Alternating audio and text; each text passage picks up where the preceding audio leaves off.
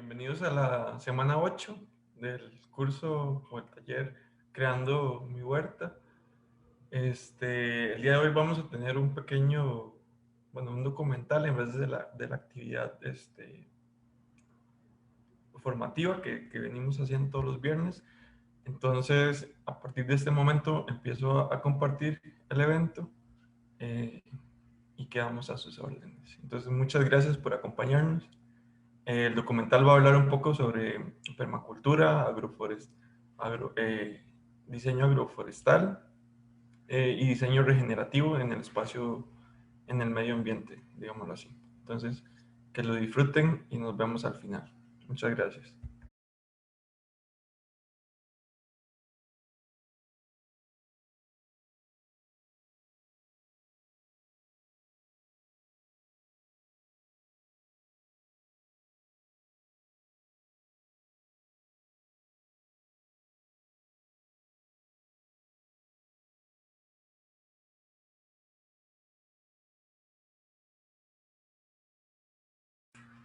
Home to a growing number of Homo sapiens and a whole lot of other creatures. It's a great place to live. When it comes to the future of our small planet, now to a dire warning about climate change. Natural disasters like hurricanes or wildfires and unprecedented decline in nature. Six massive extinction events already. There's so much bad news about our planet. It's so overwhelming. The fear that we're headed for a cliff puts most of us into a state of paralysis.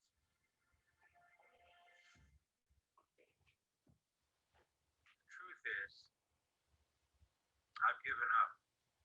And the odds are, so have you. But what if there was another path?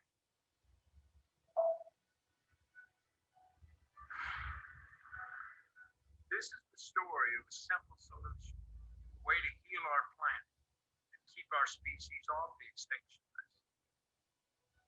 In fact, the solution I'm talking about is right under our feet. And it's as old as dirt. We call it soil, earth, or ground. And due to its vast scale and its ability to sequester immense quantities of greenhouse gases, it could just be the one thing that can balance our climate, replenish our freshwater supplies, and feed the world. That's why some people are racing to save our soil, in hopes our soil just might save us.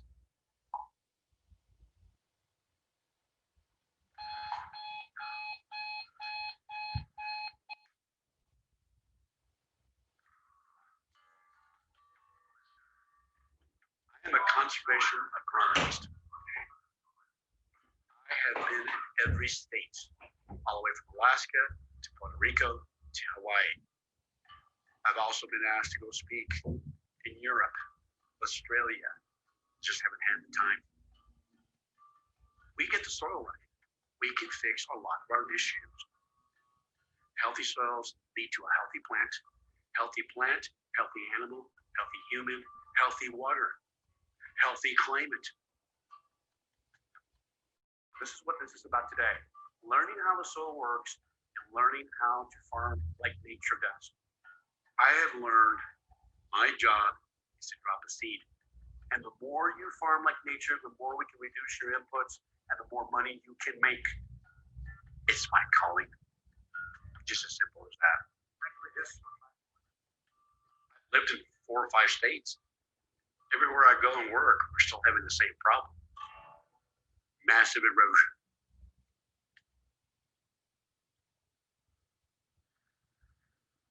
Erosion is when soil becomes dirt.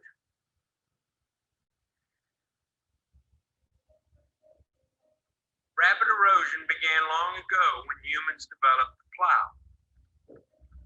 Its purpose was to break the soil in order to sow seeds. By the Bronze Age, vast areas around cities were plowed up to plant grains. But as their soils eroded, those once great empires vanished into dust. But we don't have to look back thousands of years to see the dangers of erosion. In the 1930s, America experienced the largest man-made environmental disaster in history.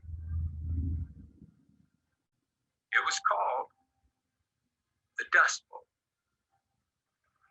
It was largely caused by farmers tilling the once fertile Midwestern plains and leaving the soil exposed. By the end of 1934, roughly 200 million acres of cropland were permanently damaged. On a whistle-stop train tour, President Franklin D. Roosevelt saw the destruction of America's soil firsthand. In response, he created the Soil Conservation Service to save the nation's soil. What I have seen confirms me in the belief that I've had for a long time that we're going to win on this problem. It relates to working out a plan of cooperation with nature instead of going along with what we've been doing in the past, trying to buck nature.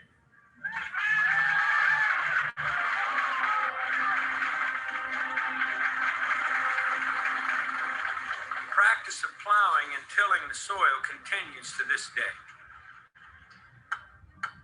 But so does Franklin D. Roosevelt's Soil Conservation Service. It was made part of the U.S. Department of Agriculture, and it's now called the Natural Resources Conservation Service, the NRCS. We want the water to lead through a living plant. Today, NRCS field agents, like Ray, try to teach farmers to reduce tilling. Microbes live in there, and that's called the forest field. And reduce the spraying of industrial chemicals that damage the soil. Tillage is one of the most intrusive things we do in modern agriculture. It is not our friend. The message is simple. But getting that message out is difficult. We have a social problem. We have an education issue. And until we get that right, we can't fix our ecological issues. I have been in NRCS for 31 years. It was kind of amazing to me as I was teaching all over the country. I'm going, wow, our producers don't really know how this works. They don't understand the basic ecological principles. Everything runs by carbon. We're built by carbon. The soil microbes run by carbon. Carbon is the driving engine. It runs the system. When it comes to the role of carbon in our world, there's a bit of confusion. To be specific, carbon dioxide is a gas. We breathe it out, and plants breathe it in. We also make carbon dioxide by burning fossil fuels. But carbon isn't bad. In fact, it's the basis for all life on Earth. There's a tendency right now for us to be at war with carbon. Carbon's the bad guy, and I think this is a lost opportunity. Carbon's the good guy. We're carbon. I'm 16% carbon, and all of it came from eating vegetation and things that eat vegetation. Plants use sunlight as energy, and they pull carbon dioxide out of the atmosphere. They turn it into a carbon fuel, and that's how they grow. But 40% of that carbon fuel they send down to their roots. They're leaking it out in a very strategic way to soil microorganisms. Plants are feeding soil microorganisms carbon, and the soil microorganisms are bringing plants mineral nutrients. And in the process of all that, those soil microorganisms make a carbon glue out of that carbon fuel. And they make habitat in the soil. They make little pockets in the soil to control the flow of air and water. And that's one of the ways that carbon gets fixed in the soil. In other words, soil has the unique ability to sequester carbon dioxide out of the atmosphere. That's a big deal. What's even more amazing, the soil contains an entire universe of life. Here I went to years of college and I took soil science. I really did not know how the soil worked. It's life.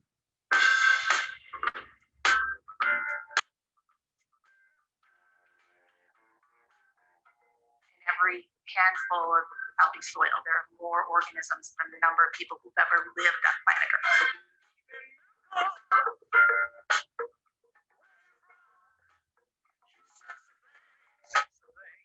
And those organisms are processing organic matter that's in the soil and putting the nutrients into a form that the plant needs, comparing the soil microbial diversity to the microbial diversity that we're now seeing inside the human organism. You have more bacterial cells in your body than you have human cells. Yeah, we're about 1% human and 99% microbes. It's the truth. The food that we eat, we actually chew and break that food material down into little bits that get eaten by the bacteria in our gut. When you eat kale, let's say, when you're eating kale, your body doesn't consume kale. The bacteria consume the kale. And you feed off of what the bacteria have processed and released by the consumption of that kale. The key to health is eating dirt. What I mean by that is we need to eat what's in the dirt that's transferred to the plants that then we eat and create health.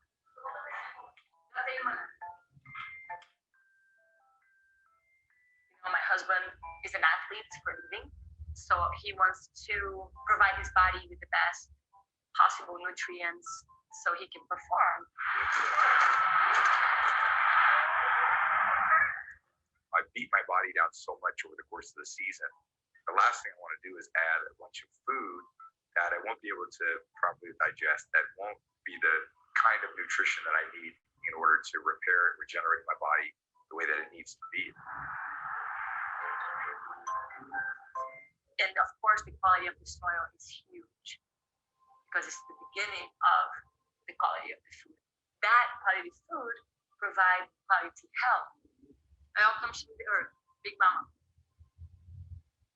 Our health and the health of our planet are connected.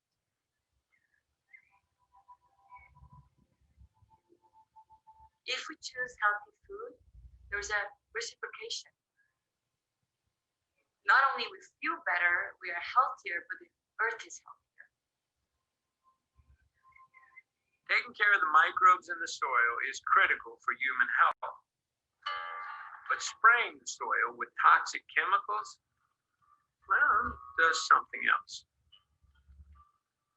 All of our soils that are under chemical conventional agriculture are almost completely devoid of microorganisms.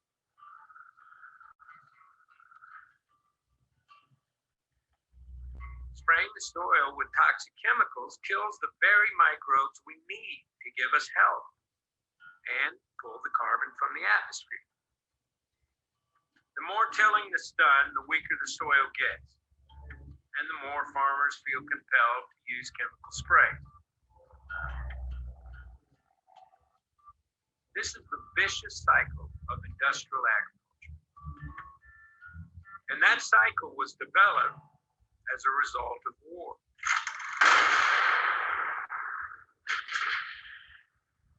The roots of industrial agriculture go back to a German scientist named Fritz Haber. Haber invented a process for making synthetic nitrogen fertilizer that increased food production. His other scientific breakthrough was the creation of poisons known as pesticides. Haber used his pesticides as the first chemical weapons in history. Then he developed the poison used in the gas chambers of the Holocaust.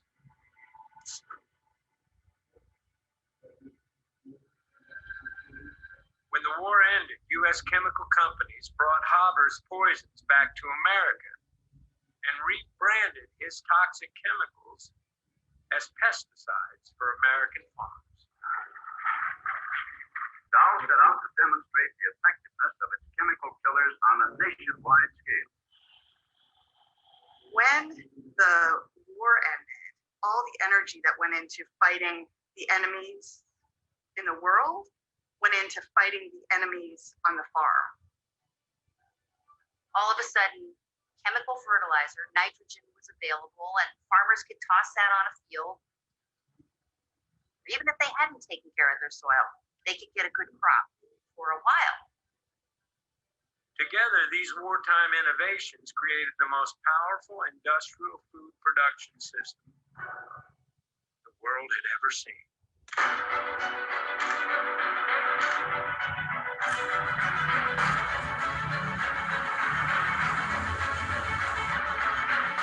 We created an infrastructure around single types of industry, and then we decoupled livestock and row crop production.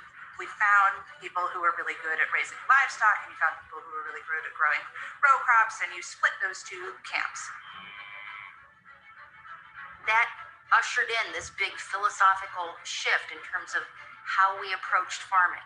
Instead of understanding and honoring natural processes, we could just throw out these chemicals. We just throw out more and more of them. It kept going up and up and up. It takes more nitrogen now to raise a bushel of grain than it did in 1960. Our chemical fertilizers mask the problem of degraded soils. Modern agriculture was not designed for the betterment of the soil. Today, our most common crops are genetically altered to resist the spraying of toxic pesticides. For example, the #1 crop in the United States, field corn, is almost entirely sprayed with glyphosate, a chemical suspected to cause cancer that's so oversprayed it's found its way into our drinking water. These chemicals, which were considered dangerous to begin with, are now being used at rates that would have been inconceivable 20 years ago. Every year, for every American alive, 3 pounds of toxic chemicals are sprayed onto the food grown on our farms. That goes into the soil, it goes into the water, it goes into our bodies. It's not just on the food you eat, it's everywhere. Most of the agricultural industry's pesticides and herbicides transfer directly through breast milk to babies. There are over 200 peer-reviewed studies that correlate the spraying of these toxic chemicals to effects like ADD in children, pediatric cancers, and birth defects. That's why juries have begun to award billions of dollars in damages to people who contracted cancer after using glyphosate. We know, for example, that glyphosate, which is also known as Roundup, has an effect on the gut microbiome that may lead to disturbances that can create disease, including cancer. The big reason these chemicals make us sick is because just as toxic chemicals kill the microbes in the soil, they also kill the microbes in our bodies. What I tell people is, your body can handle acute stresses, but it cannot handle chronic stresses. Soil ecosystems the same way. If you keep dumping the fungicide, you keep dumping the herbicide, you keep dumping the insecticide, you keep doing the tillage, chronic stress, it doesn't function anymore.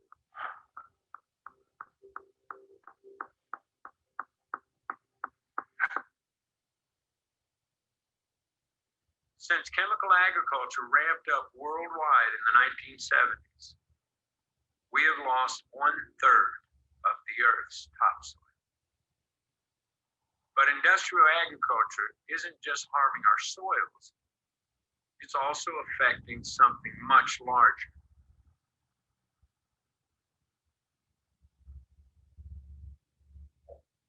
The most massive tsunami perfect storm is bearing down upon us. But fossil fuels, carbon, coal, and gas, are by no means the only thing that is causing climate change. Now, because the fate of water and carbon are tied to soil organic matter, when we damage soils, you give off carbon. Carbon goes back to the atmosphere.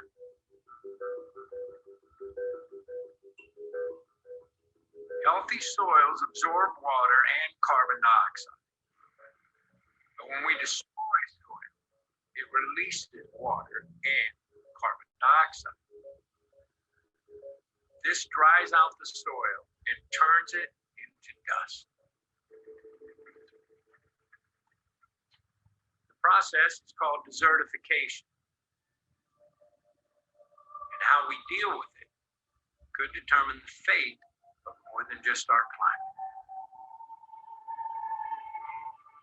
Desertification is a fancy word for land that is turning to desert. And this happens only when we create too much bare ground.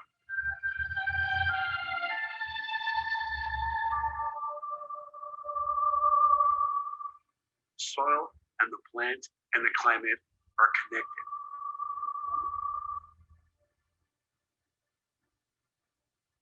If you don't have a living plant, you're going to have more evaporation. What we want is transpiration. When the moisture leaves through the plant.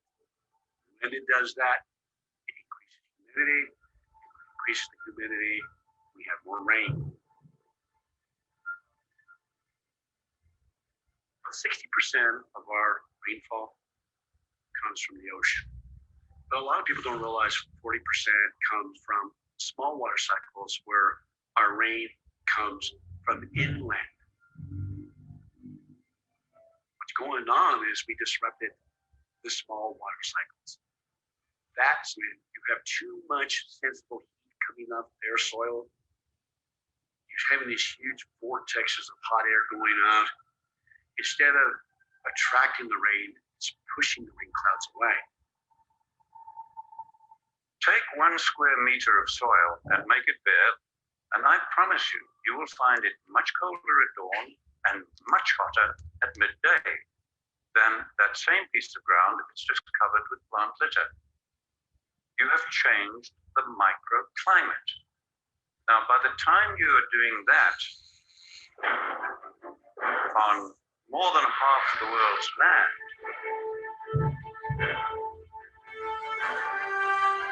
you are changing macroclimate.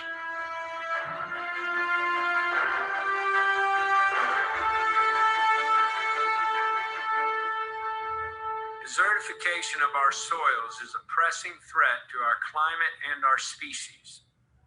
But I have for you a very simple message. About 2/3 of the world is desertifying. As soils turn to dust around the world, every year 40 million people are pushed off their land. By 2050, it's estimated that 1 billion people will be refugees of soil desertification. More than 20 civilizations in all regions of the world have failed because of agriculture damaging the environment. Their communities could not handle the deteriorating environment and the rising population. Globally, that's what we're doing today.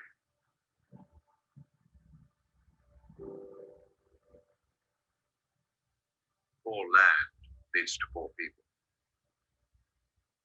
Poor people leads to social breakdown. Poor land leads to increasing frequency of floods and droughts, mass emigration across borders and into cities,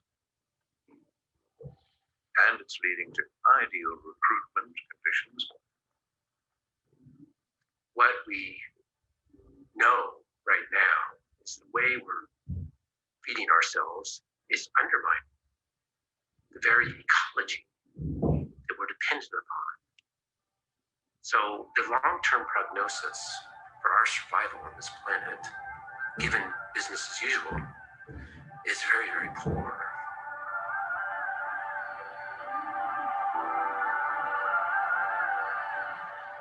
According to the United Nations, the world's remaining topsoil will be gone within 60 years.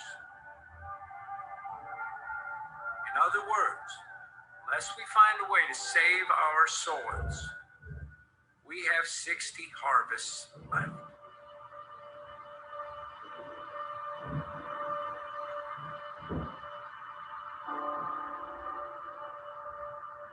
The global scale of the problems we face may seem insurmountable. But in every fight that seems unwinnable, there are those who refuse to give up.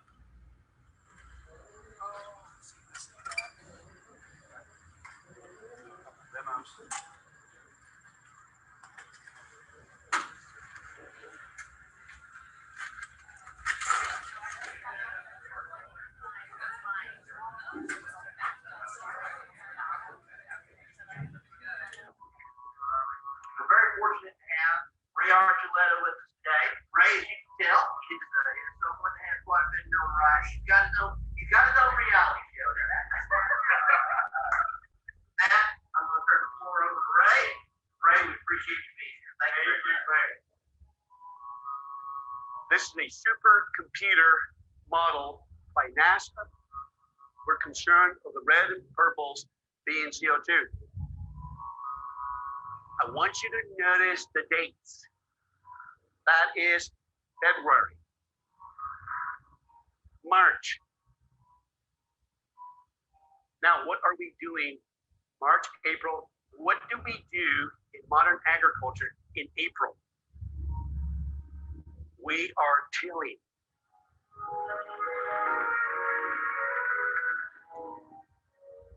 We're tilling the land. And look at the huge plumes of CO2. Look at the dates. May. Now, let's see what happens around June. Look at the colors change. Ladies and gentlemen, what is happening in June?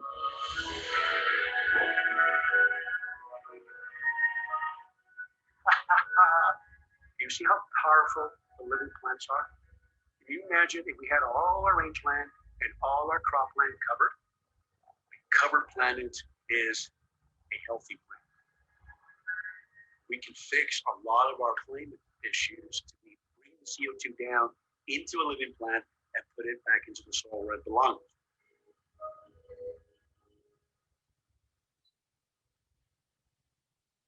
Agriculture is the biggest way that humans impact our landscape.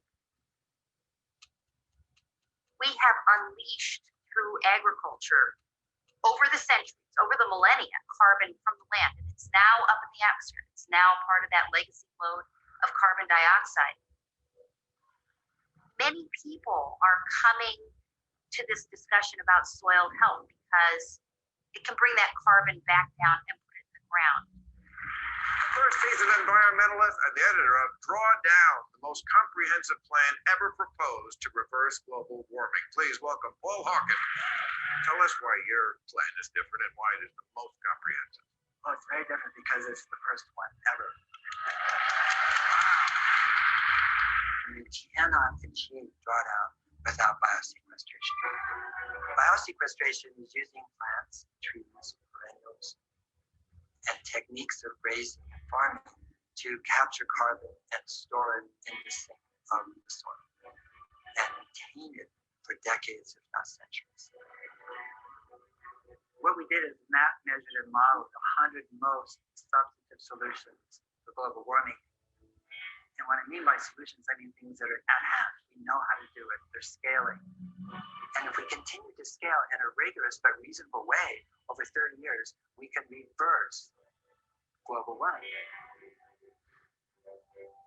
When you talk to people about this great technology that has existed for millions of years it takes carbon out of the atmosphere and stores it safely in the soil, and that it's called plants working with soil microorganisms, it seems too simple. Putting our atmospheric carbon down into our soil may be a simple idea, but to do it on a global scale requires politics. And when it comes to the politics of climate change, well, let's just say there's a lot of hot air.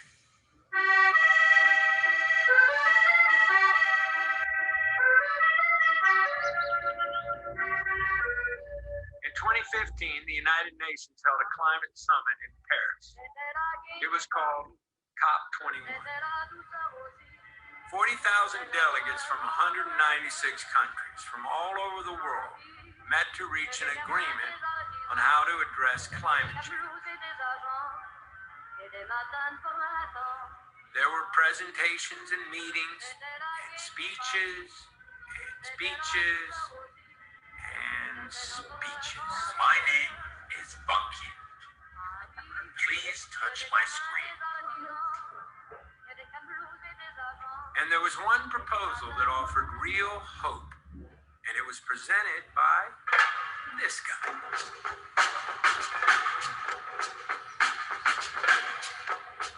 Moi, je viens d'un village de la Sarthe, petit village de 256 habitants, qui était dans le monde rural et agricole. Il y avait beaucoup d'agriculteurs. J'étais intéressé par l'agriculture très tôt. France maintains the largest agricultural science institution in Europe. It's called INRA, and it's been studying soil for over 100 years. INRA recently developed a program called the 4 for 1,000 initiative.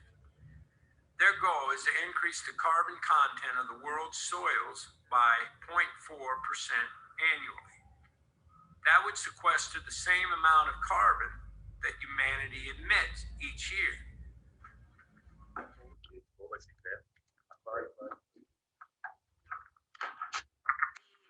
Soil environment can hold more carbon than the atmosphere and plants living on the surface of the soil combined. We have an incredible ability to be able to store that carbon in the soil in a relatively short period of time. Le premier outil de l'agriculture, c'est le sol. C'est pas le tracteur, c'est pas la moissonneuse-batteuse, c'est pas le satellite, c'est le sol. C'est tout l'enjeu de l'après COP21 à Paris. C'est que on fait prendre conscience du rôle des sols, on fait prendre conscience qu'on peut stocker du carbone, et après, il faut qu'on fasse agir pour réaliser les objectifs.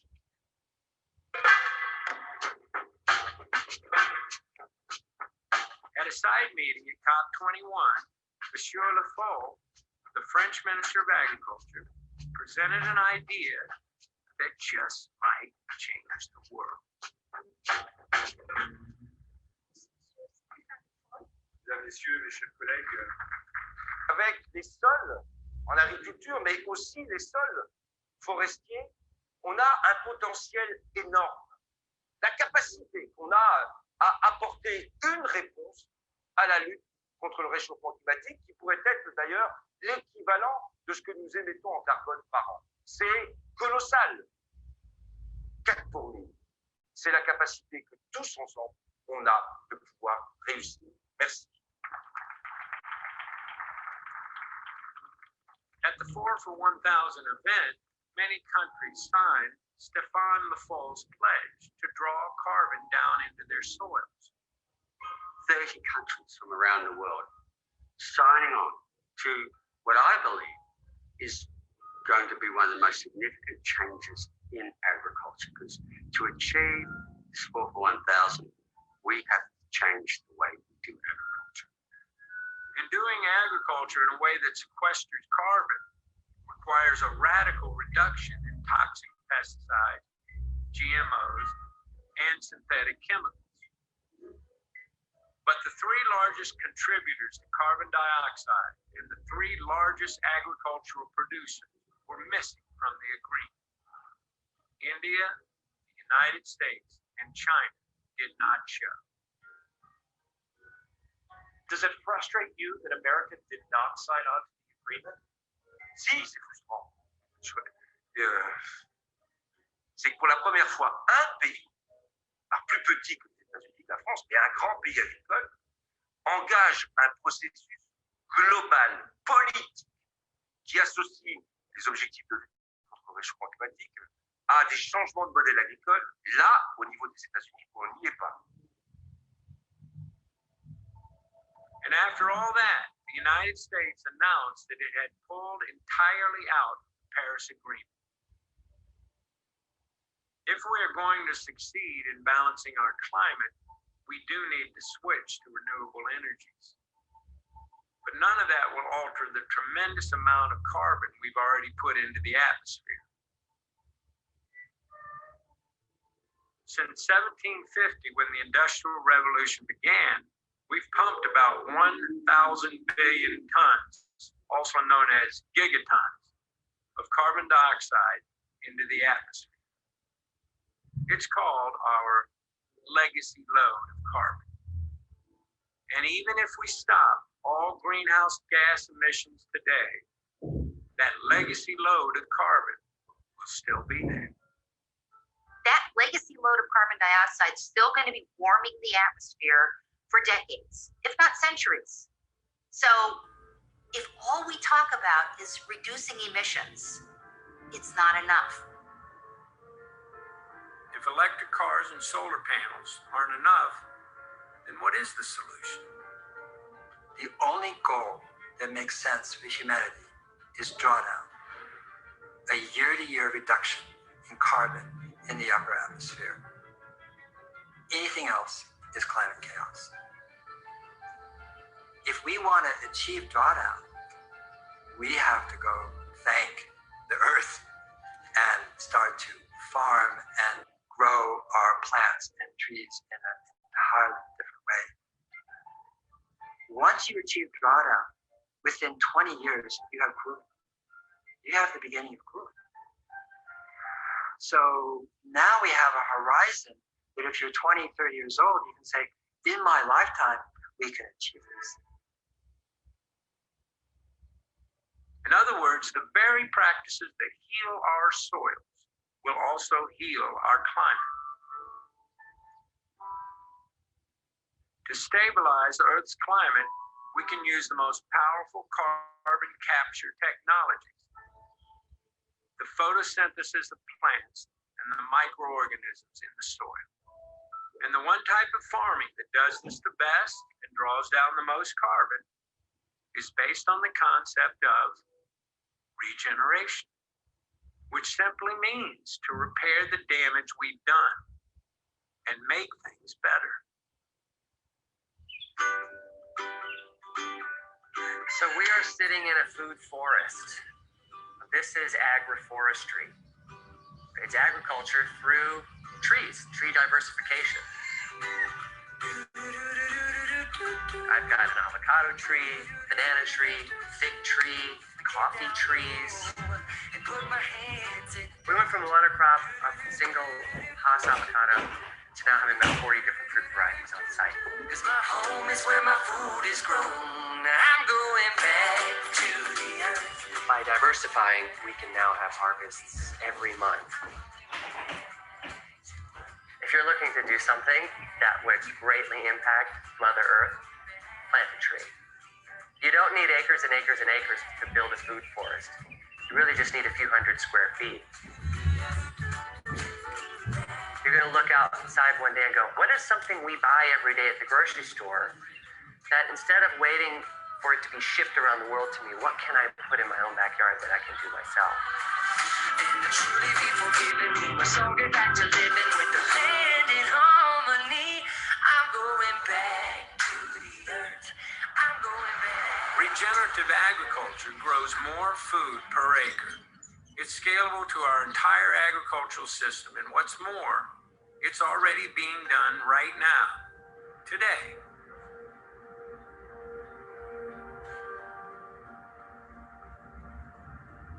rancher. That's how I prefer to be thought of, as I'm a rancher. A farmer technically grows crops. A rancher raises livestock. Why I like to be considered a rancher is because I'm all about living things and taking part in living ecosystems. And to me, that's what my operation is about, a living ecosystem. We purchased this place in 1991, and for the first 2 years, I was farming conventionally. Heavy tillage, high use of synthetics. 1995 came along, and the day before I was going to start combining, I lost 100% of our crop to a hailstorm. So we were totally wiped out. No income from our crops. That was really tough to take because we didn't have crop insurance. 1996 came along, we lost 100% of our crop to hail again. 1997 came along, we dried out. Nobody combined an acre. There was a major drought in this area.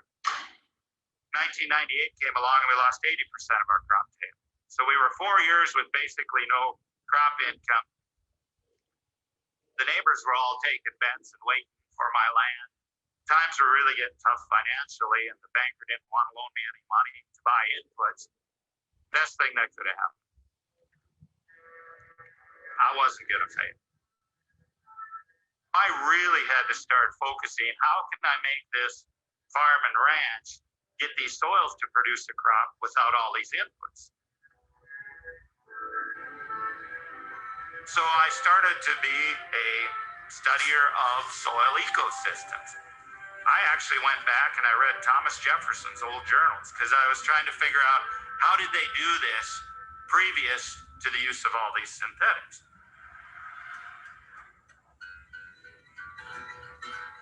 We have been promoting no-till for many years. No tillage means you don't till the soil at all. You just plant directly into it. This is a no-till drill. No-till drills are available everywhere in the world. This will help you grow topsoil. Any type of tillage equipment will destroy topsoil. This is your firming wheel. This holds this residue so the disc here can cut it, just making a small slit. The seed travels down at a specific rate per acre. This comes around, moves a small amount of soil right over that seed. We're keeping all this armor on the soil surface in order to protect the soil from wind erosion, water erosion, so we can grow crops on much less moisture with this type of a system. Rain falls on this, it's going to go right into the soil. Rain falls on bare soil, it's going to run off, and then it's going to evaporate very quickly. Soil that is not tilled stores more water, thus increasing microbe growth, which leads to more plant growth and even to more local rainfall. This is the virtuous cycle of regeneration. Gate brown soil is also pulling more carbon out of the atmosphere. For every 1% increase in organic matter, an acre of soil draws down 10 more tons of carbon. I mean, that's huge. We have to reduce tillage. We got to grow cover crops. We have to get a living root all the time. We can't have these bare periods with nothing growing on them. We've got to start using these principles to restore the water cycle. And it is fixable.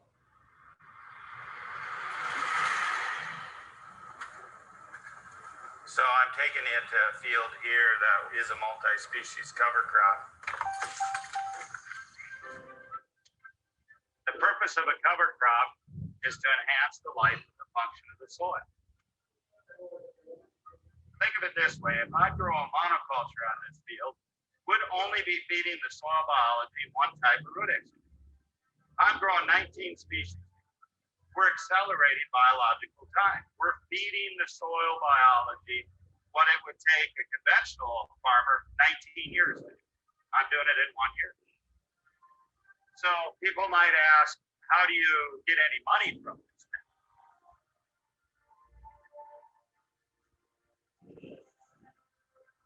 Our livestock will graze this during the winter. speeding up the process of regenerating those soils. Animals grazing living plants are a part of the carbon cycle. Here in the northern plains, our soils were formed by large herds of bison and elk being moved by predators, grazing a landscape, trampling that carbon, the plants onto the soil surface, not coming back for maybe a year, allowing full recovery. It wasn't that long ago that over 60 million buffalo roamed the continent.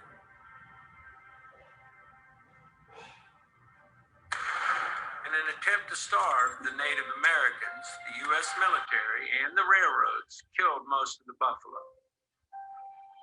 By the time the culling ended, only a few thousand of the majestic animals remained.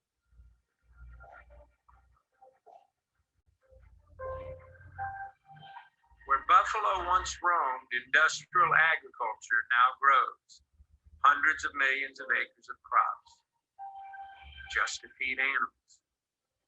And those animals are concentrated into feedlots. In turn, feedlots produce a tremendous amount of greenhouse gases. A feedlot situation has a positive amount of greenhouse gases being emitted. In a grazing situation, the data shows that we actually get greenhouse gases sequestered. So in one situation, you get emissions, and in the other situation, you get sequestration. The problem isn't the animal. The problem is where the animals are at. Cows can be good. That is one of the most controversial statements of mankind at this point. Using cattle, allowing them to roam and graze, land grazing, can literally revive enough space to create a tremendous amount of drawdown. I'm from Southeast Louisiana. I grew up in an incredibly delicate ecosystem. Conservation was always a very serious part of my life.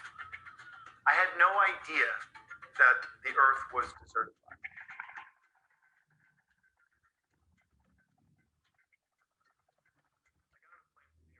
What is the runway to the galaxy?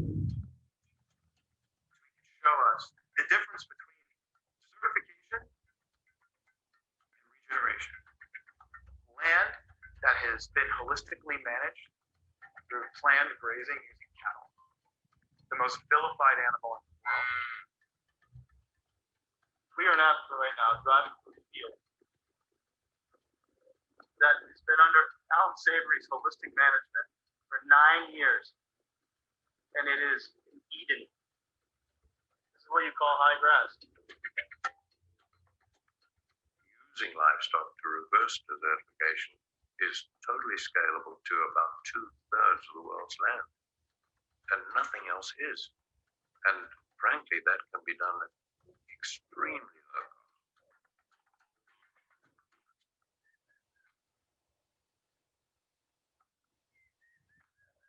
Here we are. This is what it should be like. You've been working in this land 8 or 9 years. It went from a place of turning into a total desert and using hooved herding herbivores. You've literally transformed that, what we've been seeing, into this. How in the hell do you make this happen?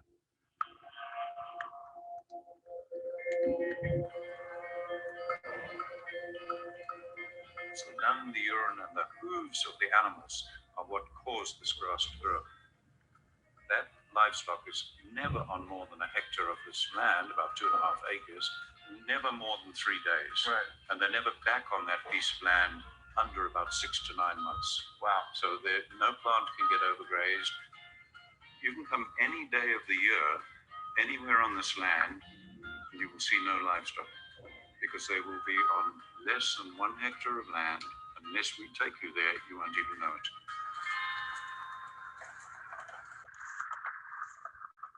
Dealing with this beast of climate change, a lot of people don't understand that this helps climate change. This sequesters carbon. This takes the one thing that we so desperately need out of the air and it holds it. And it makes oxygen. Yeah, if we can produce solid grassland, you can pull down enormous amounts of carbon back into the soil. 2/3 of the world, roughly, is grasslands and savannas where the rainfall is too low to support a solid canopy of trees giving you soil cover. So grass is essentially what has to stabilize that soil. You look at this and you realize this is what the world should look like. This is what Africa should look like. This is what South and Central America should look like. This is what Texas should look like. This is how we can get the earth back to the Garden of Eden that it once was by regeneration. When used smartly, herbivores can pull down carbon and reverse desertification. But it doesn't just work for Africa. It works everywhere in the world.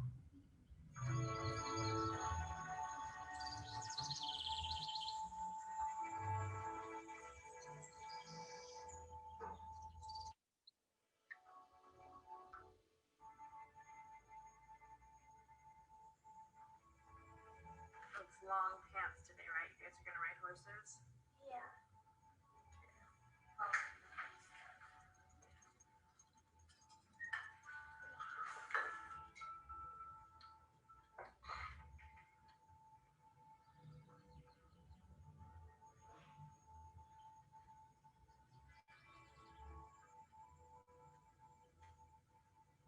I was raised in a rural area in Washington, adopted by a Lakota elder. We were out in nature every day. I found permaculture, and that was very influential in my life, where I could see that there could be a permanent agriculture, an agriculture that not only fed the planet, but also fed the people in a way that regenerated and didn't deplete resources. Holistic ranchers like the market guards use careful planning so their cows sequester carbon and actually regenerate the land. So this is our grazing plan and control chart. This tells us where we're planning to have the cattle wet.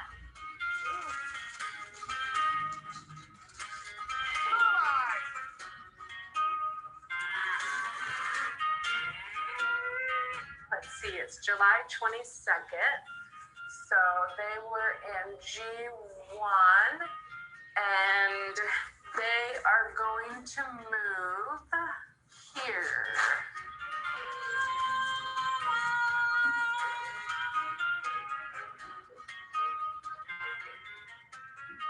All these paddocks correlate with a map that I have here.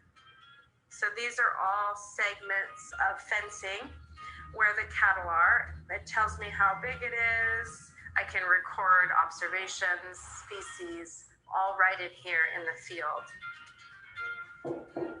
We manage over 8,000 acres throughout the Bay Area, so we're constantly on the move.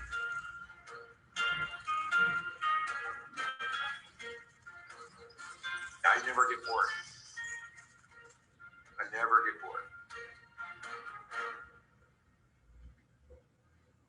They call cows mobile microbe tanks, because cows employ microbes in their rumen to break down the fibers in food. So when cows poop, that is just like a steaming mound of microbes dumped onto the land, and it's a powerful stuff for the land.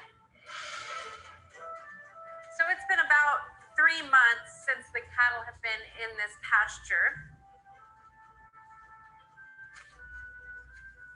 Did you hear that little pop when I popped it out? That was all these root hairs popping off. There's just thousands and thousands of feet of these root hairs that are interconnected with all of these other bunch grasses and all of these other species through their root hairs and also through the mycorrhiza fungi. The cattle will come along and they'll eat the topsoil. What happens when the grasses get bitten off is these roots slough off. And what is that root made out of? Carbon. We're taking carbon from the atmosphere via photosynthesis into the plant, and then it's going through the plant into the root system, that carbon, and it sloughs off and turns into humus, where it belongs.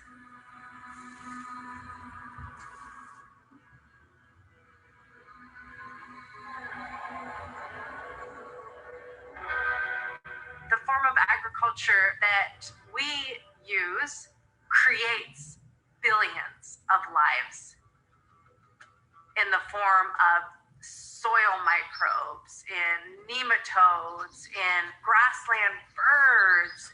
All of that wildlife is flourishing under an agriculture system versus a tilled crop field, which is denuded of life. And the vast majority of those tilled fields grow one thing: animal feed, corn, soy, and hay. These crops and the feedlots that rely on them exist only because they are subsidized by our tax dollars. I was speaking to a group of corn and soybean producers from Missouri this past winter, and the one guy stood up and said, "Why would I want to plant anything else than corn and beans when I'm guaranteed a profit before I even go in the field?"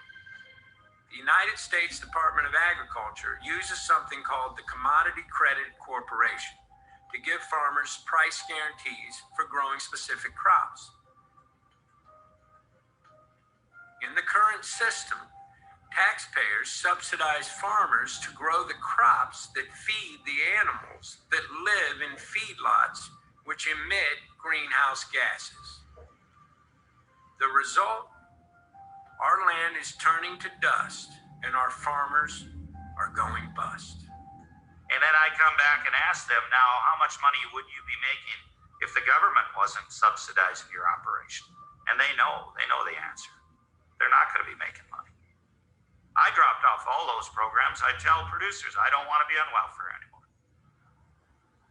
Even with genetically altered seeds, chemical sprays, and government subsidies, most farmers struggle to make a few dollars per acre. But on its 5,000 acres, Brown's Ranch generates over $100 profit per acre per year. If you build a healthy farm ecosystem, you're going to be resilient. You're going to take the risk out of it. Yes, I grow corn. I don't grow soybeans, but I grow peas. That's good.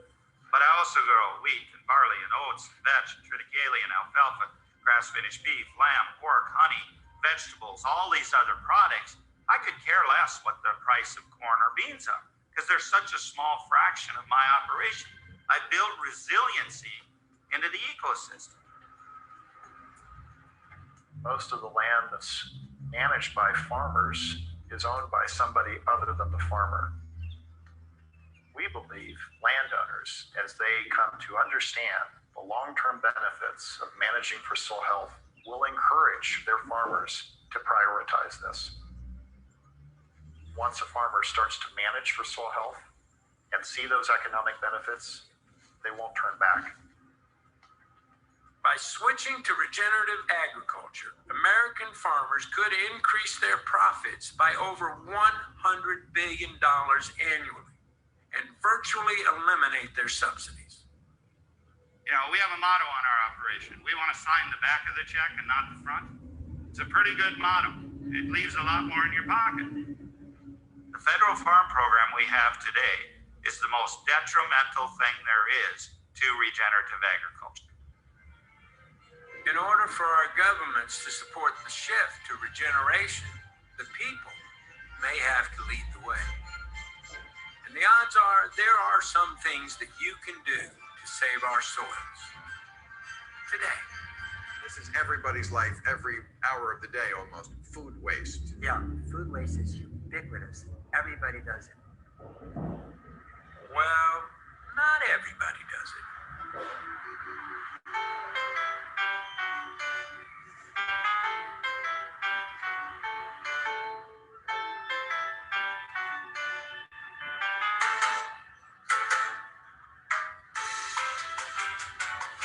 There are continents and other really large regions that are getting hit with a double whammy of higher temperatures and drought.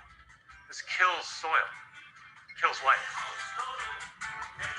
One of the solutions to that challenge is to collect the food scraps from cities like San Francisco, turn them into compost, get it onto local farms, and that helps them retain water because compost is a natural sponge. The unfortunate reality is most trash or garbage gets incinerated or sent to a landfill. We need to model nature. I had the good fortune of being mayor when we brought the United Nations World Environment Day into our city. We made it a week-long celebration of the environment and a call to action. And one of the specific strategies was reducing waste. San Francisco residents are actually fined for not putting compost into the green bin. We incentivize people to keep things out of the black bins. When you have nothing in a black bin, we don't charge you. When you have a ton of stuff in the black bin, we charge you a lot. So your goal is to get it in the green and blue bins, the composting and the recycling bins. You want to move the mouse? Got to move the cheese. In San Francisco, we're collecting 700 tons of food scraps and plant cuttings per day.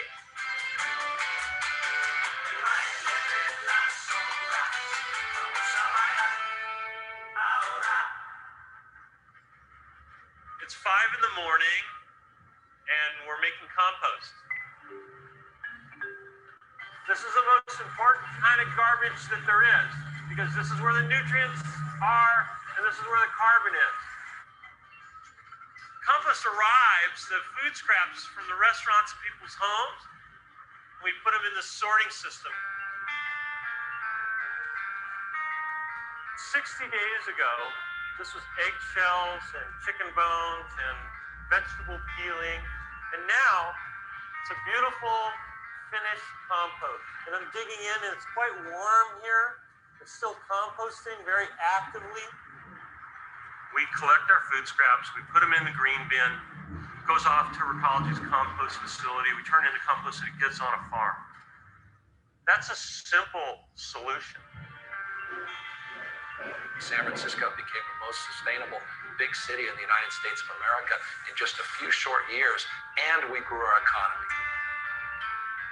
And if San Francisco can prove an ideal, then that success can be replicated in other cities, in other states, and other nations around the rest of the world.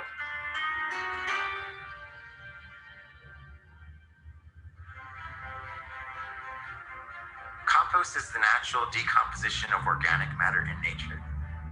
In a forest floor, it's when the leaves drop, the fungi and bacteria take it over and literally build the soil at the root zone. Compost is all about community. From the community of microbes that are breaking down the pile to the community of individuals in Los Angeles that are physically churning and sifting and contributing to that pile. I collect food scraps from restaurants, manure from zoos, manure. Do you know why? To keep this stuff out of landfills and use it to make good, rich dirt. That's why. How do we take waste and repurpose and reuse it because it's really not waste? My name is Passion, Passion Murray. So that was my destiny, to be passionate about the environment. When we went to Haiti to run this compost sanitation pilot, everybody kind of thought I was crazy. And baby, I am. That was Tippin, yeah. And you're the man. And I'm the woman. Yeah, good man. Well Well, Haiti happened, obviously, this earthquake that was just so devastating. We all felt like we wanted to do something. She's a problem solver. As soon as she got there, she was like, okay, they have a sanitation problem. Water under the soil was getting contaminated. 2.5 billion people don't have sanitation around the world. And that means people can get diseases. So we train people around the world to have composting toilets so they can learn how to collect and treat their own waste for their community. The most noticeable change that we saw was the smell. The experience of living around the latrines was night and day. We're in front of this compost club. You guys smell anything bad here? No. Part of the strength of this system is that it's very easy to learn. You don't have to order some part or component. People can learn how to do this everywhere. So here is the spare container. Here is the sawdust available. What I love about thermophilic composting is that it helps address multiple climate change issues. It helps us protect water resources, treating it and getting rid of all the pathogens and ending up with compost. And when it's finished, it will be like beautiful dirt. You can then amend the soil and have more crop growth. The only problem with it is that people are hung up on the fact that it's human feces. We just, in general, as humans, have a poo phobia. But what most people don't know is that all across America, if you buy some potty mix, it probably has biosolids in it, and that comes from human sewage. We eat food, we poop it out, we can then treat it and create soil that has good content for the plants, and then the circle just goes around and around. The poop has to stay in the loop. This is a very nice toilet. And I would love to go to the bathroom in your toilet. Excuse me, please. Compost is just one of a suite of soil-based carbon capture solutions. The more we choose regenerative foods, the more the farmers will grow them. We're at a critical moment in human history. There could be a way to eat food that heals the planet. The way we're articulating it is the regenerative diet. I've personally been vegan for 20 years. I'm just going to prove in my own role, like, hey, you can rock life in a very healthy, strong, powerful fashion on a plant-based diet. If you're eating meat, you can eat it from a lot more correct, high-level farms. If we do eat meat, we need to eat meat that comes from pasture-raised, grass-fed, humanely killed animals. This is the most crucial choice all of us can make for the future of the planet. What are we eating? What kind of farming systems are we supporting? Are we regenerating the earth or are we degenerating? So what we have here are two of our egg mobiles. Approximately 3 days after the cattle move through an area and graze, we'll bring the laying hens in. They truly are free range. They could walk to California if they so choose. What we did here is we went to the local grocer and we bought a dozen cage-free, all-natural, humanely raised eggs. We'll reach in here, crack one of those open. Now what we have here is one from our pastured laying hen. Ours on the left is much darker colored. Now watch this. See how that breaks open rather easily? It's runny. Now look at this. I can poke my finger into there several times before we finally break it. Now look at the color of that yolk and look at the difference. Ours are out on pasture. They eat whatever they can forage for. These, although they're cage-free, they're no doubt in confinement and they're fed mostly grain. Ours are going to be much higher in nutrient density as compared to these. And what you're really feeling there is the nutrients and the complexity of regenerative agriculture. Eating a regenerative diet is important but so is working with the people who grow our food. Today, we estimate 5% or less of farms are managed for soil health. The Nature Conservancy has partnered with the National Corn Growers Association to establish the Soil Health Partnership. Our goal is to grow this to 50% of U.S. farms managed for soil health by 2025. This idea of the Soil Health Academy started about 5 years ago when Ray first stepped onto my ranch and we first met. Little did we know what would become of that plan to try and move regeneration forward. It's finally come to fruition. Ray, let me start off with myself. My name is Ray Archuleta. I had 32 years government service. Our goal was to make the soil healthy, to teach more of these ecological principles. We wanted to mentor, to inspire people that they're part of the planet and that we're going to have a better relationship with it. Used to be you'd pick up a farm magazine and there wasn't a single article about soil health. Now you cannot pick one up without there being some article about soil health. That gives me hope. We can improve soil health much, much faster than we used to think possible. Sometimes when I give presentations, I get this group that's just, no way, it won't happen here, can't happen. So I offer them this challenge. I said, I will bet my ranch against yours that I can get into work on your operation. Because the principles of soil health, least amount of mechanical disturbance, diversity, armor on the soil, living root at all times, animal integration, those principles are universal. There is zero doubt, and I mean zero doubt in my mind, I can get these practices to work anywhere in the world.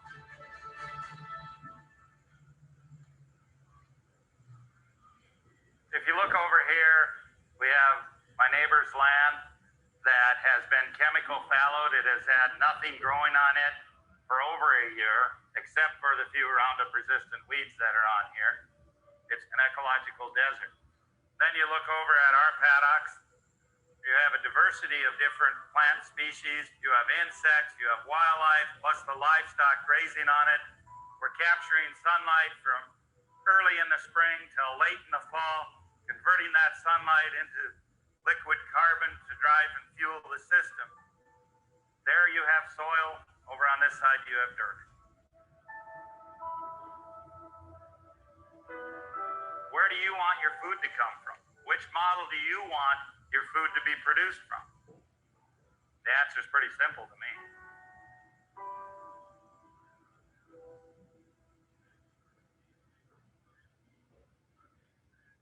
All over our planet, people are using the practices of regeneration to heal the land and balance the climate. Some of these projects are big. We know that about 25% of the world's land mass has been degraded by human beings over historical time. When we look at the cradles of civilization, Greece and Rome, we find that many of these places have turned into deserts. The sand is blowing across the ruins of once great civilizations. The List Plateau, the cradle of Chinese civilization, was the place where settled agriculture first began. When I was asked to film the baseline study in the List Plateau, I found myself alone, standing on a mountaintop, and I could look in 360 degrees and there was no vegetation. This was fundamentally ecologically destroyed. It was called the most eroded place on Earth, filled with miserably poor people. So I felt that I had to spend the rest of my life dealing with this. It was hard to imagine at that time that you could restore that. So from about 1994 till 2009, 14 years, an area of 35,000 square kilometers, approximately the size of Belgium. They had the top Chinese scientists, they had international scientists from the World Bank supporting them. They created mapping systems with satellites so that every watershed had a unique address. The results were stunning.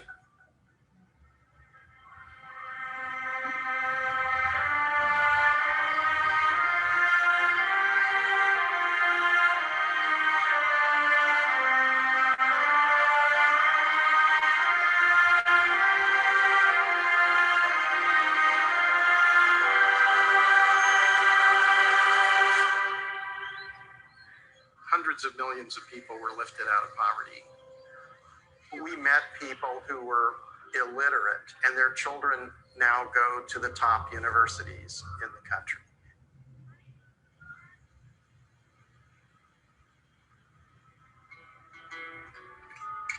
Human beings emerged in paradise. If we restore all the degraded land on the earth, we can return to paradise. If we start now to build a restoration economy, a regeneration economy, this is the way forward. To see a stream return and flow, to bring back fertile soils, to see biodiversity return to a place that was completely devastated. This is where everyone can find tremendous satisfaction. When I look into your eyes, it's like watching the night sky, all a beautiful sunrise. Well, there's so much they hold.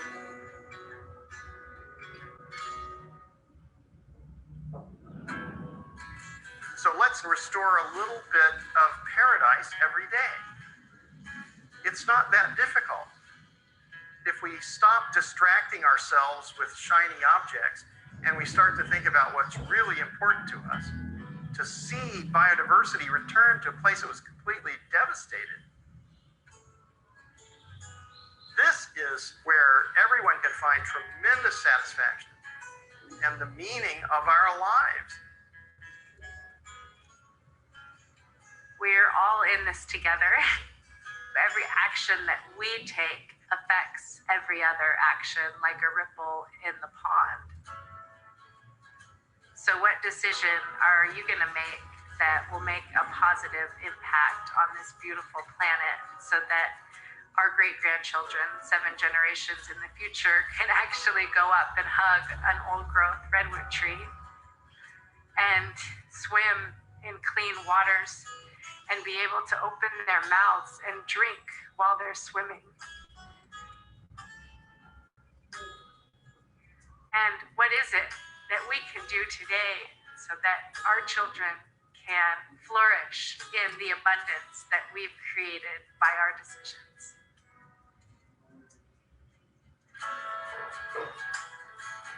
I will drive 100 miles, 1,000 miles if we have to save one farm, to open one heart and one mind. It's that one mind that you change. You don't know it'll affect another mind, another heart. That's what happened to us. It changed our hearts, and it changed our lives. No, it's not about religion. It's not about politics. It's about love. And if you love something or you love somebody, you want to understand them and you want to take care of them and protect them and keep them safe. And that's what we're all here to do. Even the little mycorrhizal fungi and the worms and the bacteria. And if we take care of them, they'll take care of us. From the smallest microbes to the largest creatures, our blue planet pulses with life. For millions of years, it has self-healed and self-balanced. But today, our species faces its biggest test. Our mission is simple. We must harness the regenerative power of Earth itself. I'll make you a deal. I won't give up, and neither should you.